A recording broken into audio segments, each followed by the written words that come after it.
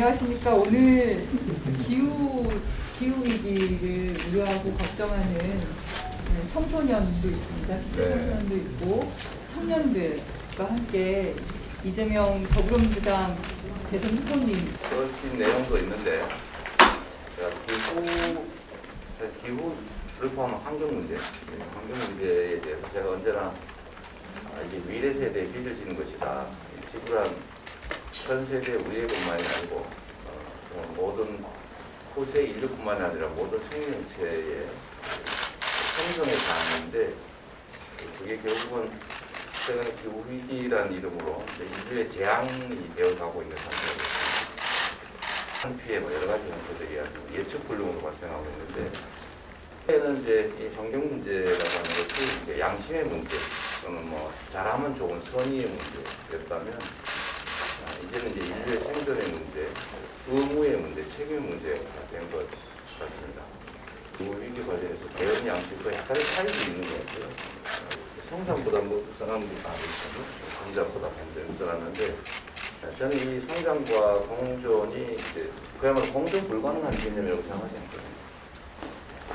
그리고 최근에 우리 사회에 전 세계 자본주의가 이제 저성장 침체를 겪으면서 기회부족 문제 공파되었고, 그게 청년 세대들 간의 경쟁격파로 청년들 사이의 갈등과 분열이 심화되는 그런 사회적 격리 현상도 생기고 있습니다.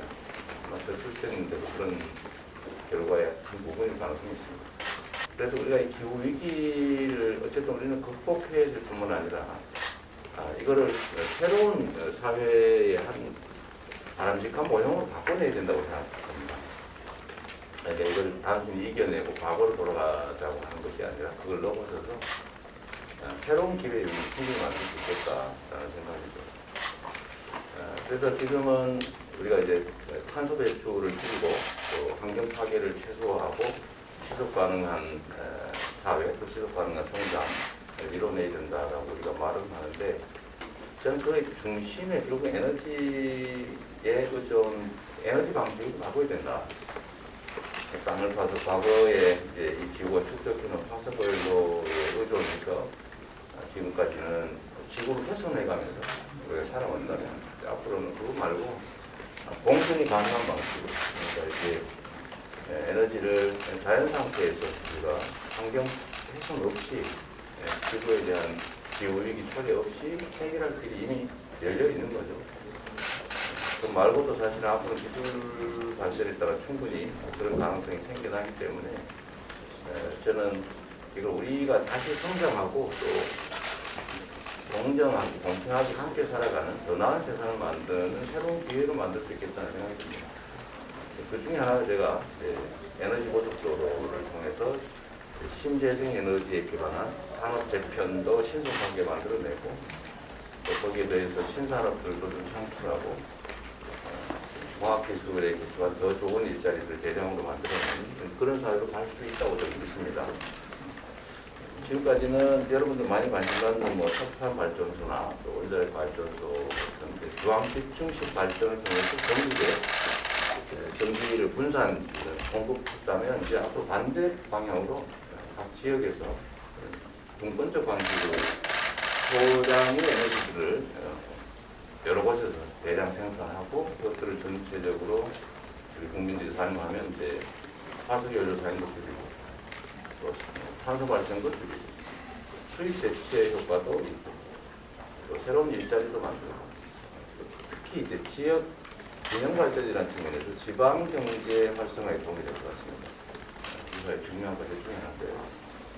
그런 방식으로 우리가 기후 위기도 극복하고 넘어서서 이 현재 세계적 현상을 피할 수는 없기 때문에, 피할 수 없으면 즐겨라라는 얘기도 있지만, 다가온 이 위기를 기회로 만들어서 그래서 세계적으로 선도하고 또 거기서 많은 가능성을 만들어낼 수 있겠다는 생각이 듭니다.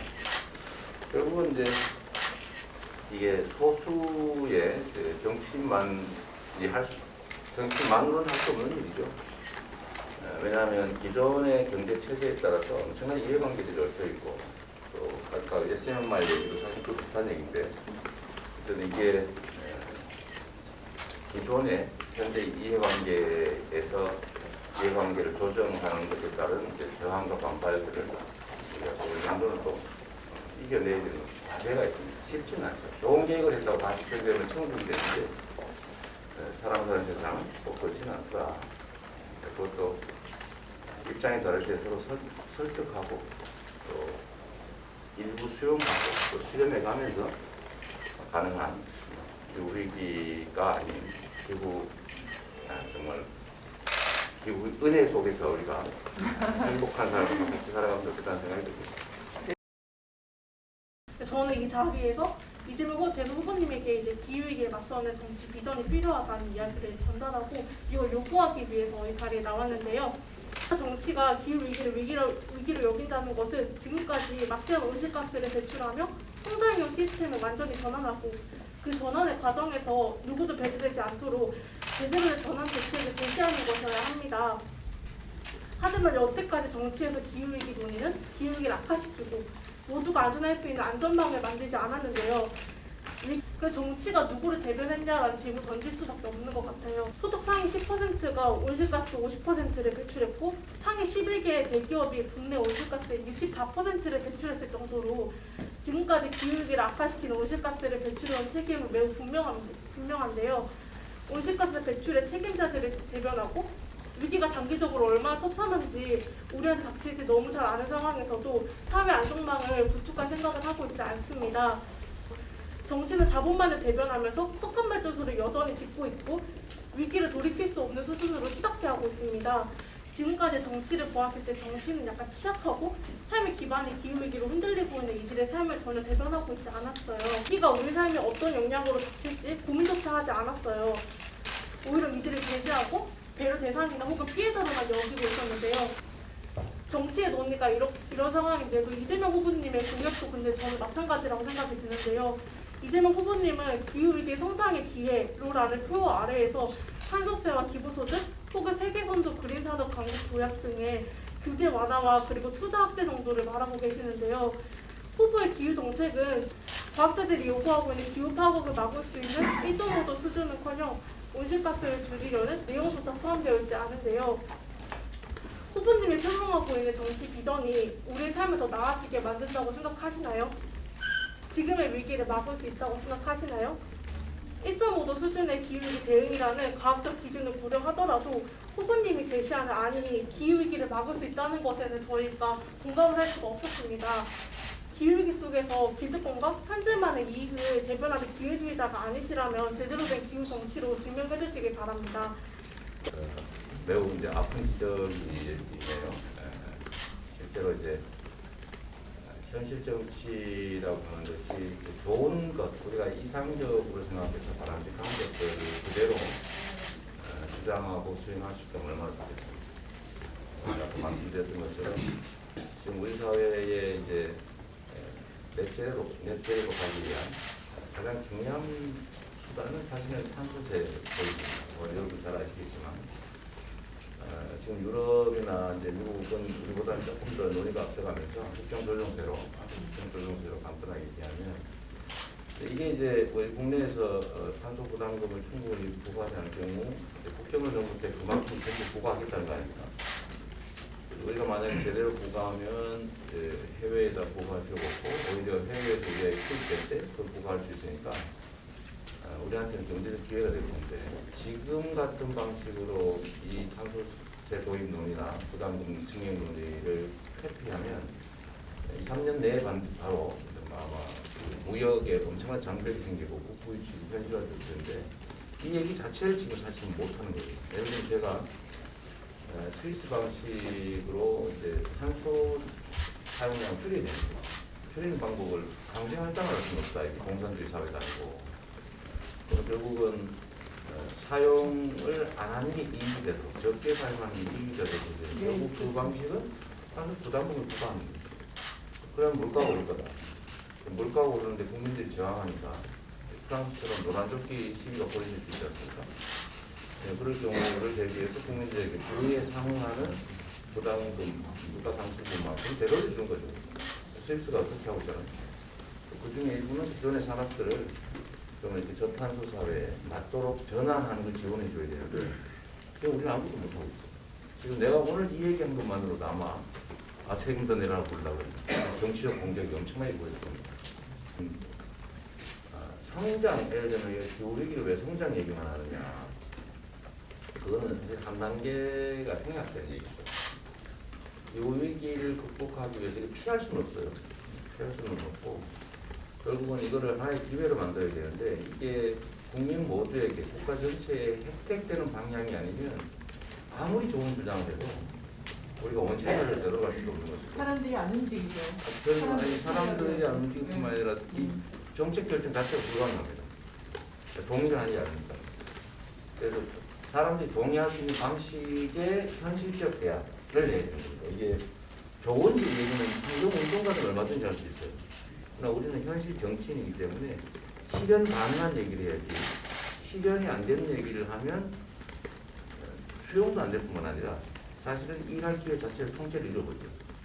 그런 문제들 때문에 우리가 환경을 보존하고 더 이상 훼손하지 않고 지속 가능한 사회를 바꾸다. 그 다음에 기후위기가 지금 워낙 심각한 인류의 위기이기 때문에 이제 탄소 발생을 최소화하고 이제 넷제로를 입증하는 정책을 함께 이뤄내야 된다. 그 중간 목표로 2030년까지 정부 목표는 40%로 상향됐지 않습니까? 제가 보면 현재 속도로 가면 40% 입증을 못합니다. 그러려면 엄청난 사실은 국가의 지원과 투자가 있어야 돼요. 결국은 엄청난 국가적 투자가 있어야 되고 지원이 있어야 되는데 그러면 결국 또 국가 부채는 되어버리죠. 그 돈이 어디서 나냐? 이런 현실적 문제인 거거든요. 석탄 발전소도 매우 중요한 의제 중에 하나죠. 저는 근데 장기적으로 석탄 발전소를 업해야 되는 거 당연하다고 생각합니다.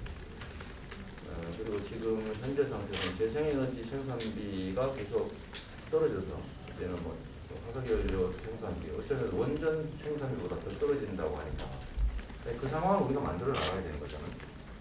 그래서 이런 부분도 우리가 무관심한 건 아니고 해준다고 생각하고 규제 완화를 통해서 성장 정책을 해서 기후와 환경 문제를 더 악화시키는 거 아니냐는 의구심 이런 게 있을 수도 있는데 당연히 이게 기후 위기를 극복하고 탄소 발생을 줄이고 화석연료 사용을 최소화하고 신재생에너지 관련 산업으로 전환해 나가는 것들을 해야 되는데 거기에 필요한 규제를 합리화한다는 거죠. 기존의 과거 방식의 규제 시스템, 예를 들어 이거만 해라. 이렇게 하면 변화되는 사회에 적응할 수 없지 않습니까?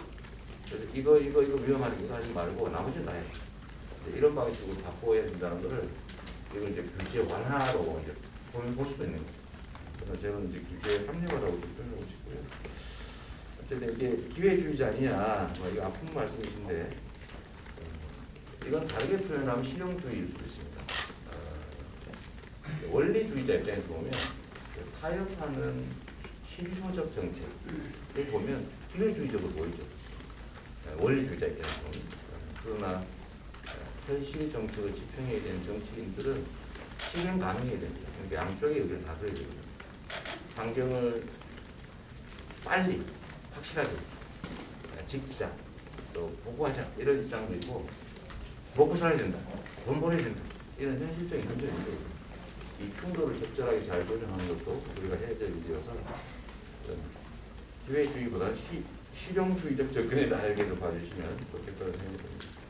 청소년으로서 좀 이야기를 많이 들어줘야 되지 않나라는 생각을 했었거든요. 왜냐하면 청소년 중에는 유권자가 대부분 다 아니긴 한데 이야기를 당연히 들어야 하는 똑같은 권리인 동등한 주체임이 맞는데도 사실 이런데도 청년들은 부르고 대학생들은 부르는데 청소년을 부르진 않아요. 왜냐하면 도움이 안 되니까 아까 자리 보전에 도움이 안 되기 때문에 이건 어쩔 수 없이 뭐 정치적으로 나오는 선택이다라고 하기에는 사실 청소년들은 너무 많이 소외되고 너무 많이 어신강하고 너무 많이 도구로서만 이용이 되거든요. 저희 이 자리에 불려올 때 이런 얘기도 들었었거든요. 청소년 어신강하는 거 아니다. 근데 너네 우리가 아니면 또 누가 불러주겠냐라는 소리까지 들었거든요. 저희가 이 자리에 오면서 이거 반성하셔야 될 거라고 생각을 해요. 물론 후보님께서 개인적으로 생각을 하는 것과 다르실 수 있겠는데 근데 그런 면에서 청소년들의 이야기를 좀 더 듣는 그런 창구들이 당연히 마련되어야 하고 그런 식으로 도구화되지 않는 것도 충분히 필요하다고 생각을 하고요. 그리고 그거랑 별개로 아까 자꾸 뭐 환경과 생존의 문제는 다르다라고 뭐 말씀을 하신다거나 하는 식으로 말씀을 하셨는데 기후위기는 당연히 생존의 문제이고 환경 문제랑은 다른 개념이라고 생각을 해요. 그리고 생존의 문제라고 아까 공감을 하신다고 하면서 말씀이 좀 충돌하시는 부분도 있는 것 같았는데 아니 타협점을 찾아야 된다고 하는데 사실 생존 앞에서 어떻게 타협점을 찾나요? 그러니까 당위적인 이야기를 하는 게 아니라 사람이 살자고 하는 일들에 어떻게 기업들도 설득을 해야 되니까 조금만 기다려봐 남들 죽는 거 이런 거 상관없다라고 처럼 들려졌거든요. 근데 그런 말씀이 아니시잖아요. 사실은 하시는 말씀이. 그러니까 그게 아니라면은 좀 아니 어려운 것도 하고 기업들도 좀 규제도 하고 해야 되는 게 그게 정치의 역할이 아닌가 하는 생각이 드는데 왜 우리 보고 또 노력하라고 하는지 저희 활동한 지가 그렇게 오래되진 않았는데 한 3-4년 정도 됐는데 활동하면서 여러 환경부나 다른 정치인들이나 그런 사람들 되게 많이 만나봤는데 똑같이 여러분들이 더 열심히 하시면 우리가 바뀔 수 있습니다라는 말만 해요. 근데 저는 지금 오늘 이 자리에 와서 들은 말이 여러분들 더 열심히 하시면 우리가 바뀔 수 있습니다라는 말과 똑같거든요. 근데 왜 항상 이럴까요? 우리가 더 노력을 안 해서 이런 일이 벌어지는 걸까요? 계속 이런 질문 던질 수밖에 없거든요. 왜 우리는 항상 노력하라는 말만 듣고 정치인들은 여러분들이 노력하시면 바뀔 수 있습니다라는 말만 하는지 정말 모르겠는데 이제는 좀 노력을 할 때가 되지 않았나. 그리고 타협점 찾는 게 정치의 역할이다라고 하는데 타협 좀 그만하고 이제는 좀 들어줄 때도 되지 않았나 라는 생각이 들거든요. 그러니까 뭔가 계속 다른 걸 하시고 새로운 모습을 보여주시려는 그런 부분이 되게 많이 보이는 만큼 좀 그게 실제로 느껴지도록 해줘야 되는 거 아닌가. 우리한테 노력하라는 말만 하지 말고 그런 생각이 들었습니다. 그렇죠. 세상이 그렇게 단일한 색채를 가지고 있으면 얘기를 많이 들어서 원하는 대로 다 하면 좋은데 반대 의견을 가진 사람도 현실적으로 존재한다. 생명 앞에서 반대의 의견을 가진다고 해서 들어줄 수는 없는 거잖아요. 하나의 생명을 구하기보다 두 명의 생명을 구하는 걸 선택해야 될 때도 있습니다. 네. 서정 씨가 가지고 있는 그 기성세대에 대한 불신, 불만, 충분히 이해합니다. 실제로 이렇게 나쁜 환경을 만든 건 기성세대인 것 같거든요. 그다음에 우리가 당연히 이루어야 될 것들을 버리고 현실적 욕망을 따라왔던 것도 맞죠. 그 피해를 이제 여러분들이 있고 아마 다음 부에서는 또 그 피해를 있겠죠. 그걸 이제 바꿔보자는 것이죠. 바꿔보자는 것인데 아마 우리 서정 씨 입장에서는 정말 아까 말씀하신 것처럼 사람의 생명을 놓고 어떻게 타협이 있을 수 있냐라고 얘기하는 맞는 말이에요. 맞는데 현실적인 꼭 맞는 대로 되지 않습니다. 아까 얘기한 대로. 안타깝습니다. 당연히 정말 생명을 존중하고 누구도 피해받지 않는 그런 세상을 만들고 싶지요. 그러나 그것이 그냥 현실적인 목표를 우리가 만든다고 해서 그대로 되느냐? 그건 또 다른 문제입니다. 제가 지금 방금 그런 얘기했고요. 생명을 경시한다 이렇게 생각하지 않으셨으면 좋겠어요.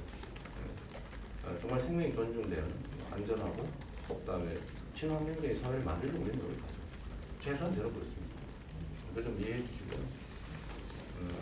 아까 말씀이 너무 빨라서 되게 미안했습니다.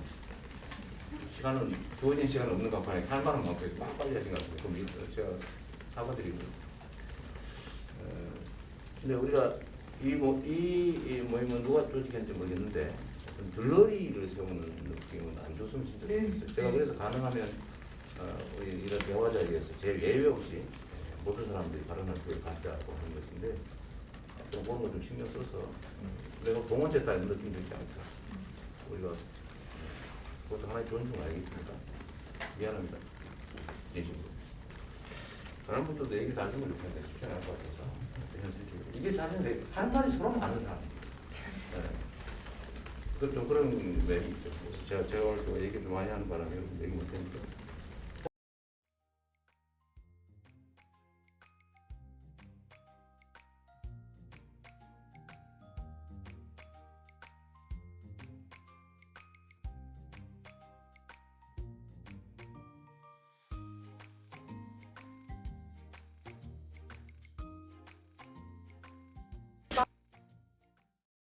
마지막으로 저희가 9월 중순쯤에 1570명의 시민들과 함께 기후위기에 맞서는 정치 비전이 무엇인지 묻는 질의서를 그때 대선 예비 주자들에게 보냈었는데요. 바로 이겁니다. 기후정책 비전 검증고사라고 전달드렸었는데요. 답변이 기후위기를 막을 수 있는 수준인지 아닌지를 떠나서 아예 이재명 후보님께서는 답변을 주지 않으셨더라고요. 그래서 저희가 재응시 기회를 드립니다. 답변을 통해서 기후정치가 무엇인지 기후위기에 맞서기 위해서 이재명 후보님께서 어떠한 정치적 비전을 보여주실지 답변해 주시면 감사할 것 같습니다. 네. 이 질의서를 보니까 제가 아직부터는 보고도 못 받았고 아무 캠프가 실수한 것 같은데 저거는 제 시험 기회를 준다니까 이번 기간 내에 제가 나만 써서 내도록 하겠습니다. 고맙습니다. 네. 네, 지금 11월 30일이면 한 주를 남았네요. 네. 열흘 좀 더 남았죠. 네. 자, 모범답안 잘 써가지고 실행 가능한 안으로 내도록.